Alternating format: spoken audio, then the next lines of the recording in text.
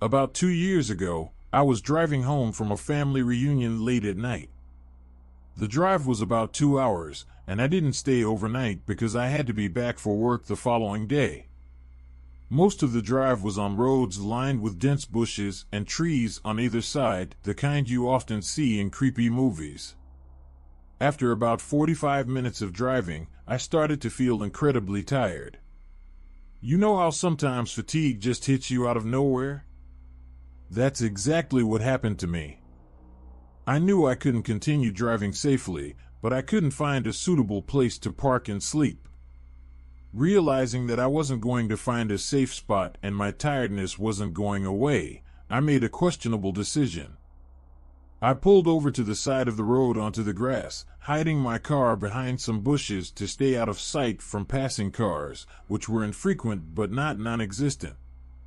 I noted the time, 11:22 p.m., and then I fell asleep.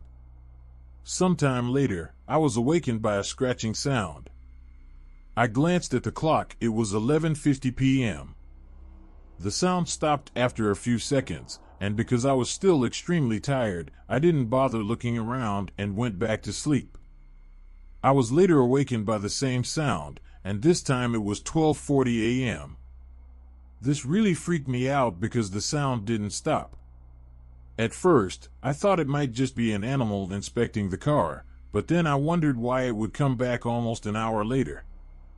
I looked in my rearview mirror and managed to catch a glimpse of something running away into the forest. At that moment, I thought of the urban legend about the hook-handed killer who scratched a couple's car and then attacked the guy when he got out to investigate. No way was I sticking around for that. I quickly got back on the road. Just 100 yards up the road, I came around a bend and saw a car parked off to the side with the driver's side door open. I slowed down to see if anyone was inside, but there wasn't. Then, I looked in my rearview mirror and saw nothing. Suddenly, a man came sprinting around the corner, screaming at me, "Hey! Hey you! Get the fuck out of your car! Now!" I panicked and sped off as fast as I could. I never saw that guy again. Moral of the story? Don't ever sleep on the side of a deserted road.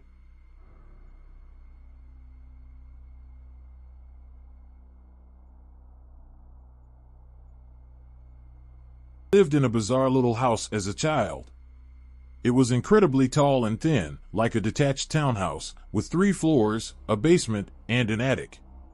The house was full of quirks, such as 2 fully functional fireplaces, a shower stall in the center of the basement, a backyard so small you couldn't take 5 paces without hitting the fence, and an old-fashioned rope-pull dumbwaiter that led from the kitchen to my bedroom. I loved that weird little place, but it was incredibly old. Part of its charm was that it seemed to have been designed by a group of eccentric individuals. Eventually, the repair costs exceeded what my parents were willing to invest, and we had to move. Preparing for the move was a chore. I packed most of my belongings myself.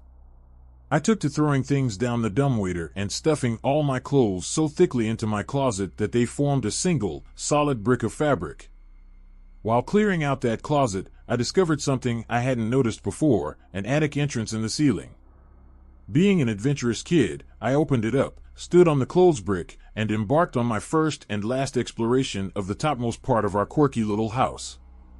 The first thing I noticed was that it wasn't as dark as I expected. The attic was strung with old, red Christmas lights that still glowed faintly, and a dozen little cracks and holes peeped down into the bedrooms below.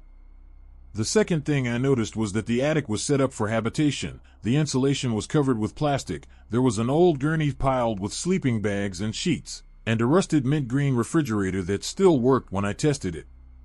The third thing I noticed was the bones. There were a lot of bones. As a child with a limited understanding of anatomy, I couldn't identify them all, but there were bones of all types heaped into piles around the center of the attic. Small and large, clean and white, from every imaginable sort of creature, haphazardly stacked in half a dozen clumps.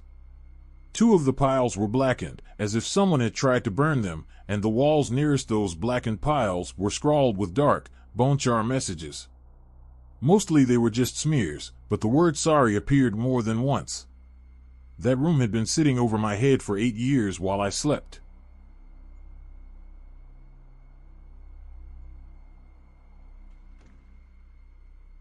When I was in high school, I had a good friend who lived next door to a house that was always up for sale. People would move out in the middle of the night without a word, and it hadn't had the same owner for more than 6 months straight for a couple of years.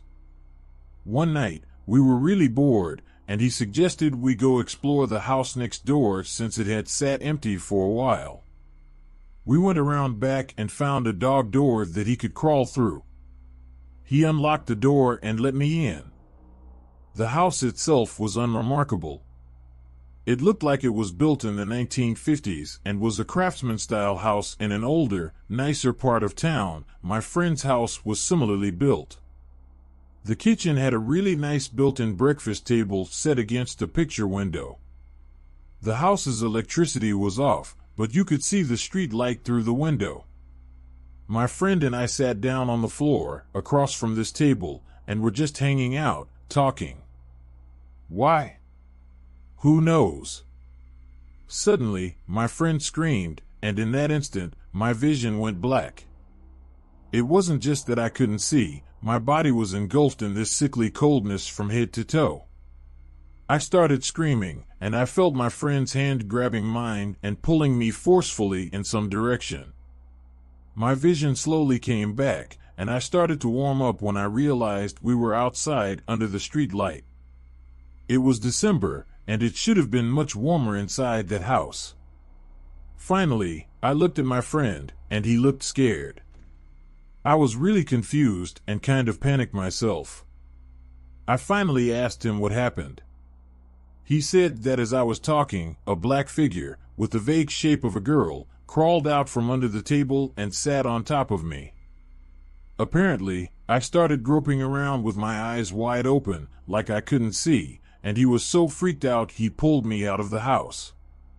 We're still friends, and we bring it up every now and then, but the story itself never changes, and it still sends chills down my spine.